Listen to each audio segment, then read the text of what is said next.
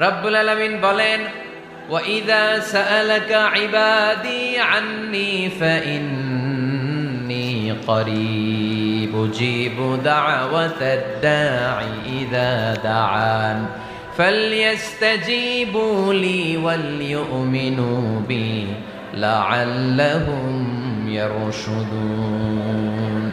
রব্বুল আলামিন বলেন, নবী হে, আমার বান্দারা যখন তোমাকে জিজ্ঞেস করে আমি কোথায়, তুমি বলে দাও ইন্নী করিব, আমি কাছে। আল্লাহু আকবার, তিনি কাছে। আল্লাহর হাবিব সাল্লাল্লাহু আলাইহি ওয়াসাল্লামকে আল্লাহ কমান্ড দিলেন, আপনি বলে দেন যখনই উম্মতেরা জিজ্ঞেস করবে আল্লাহ কোথায়, আমি কোথায়, আপনি বলে দেন ফা ইন্নী করিব, আমি কাছে। আরেক জায়গায় আল্লাহ ব্যবহার করলেন আকরাব, কাছে না।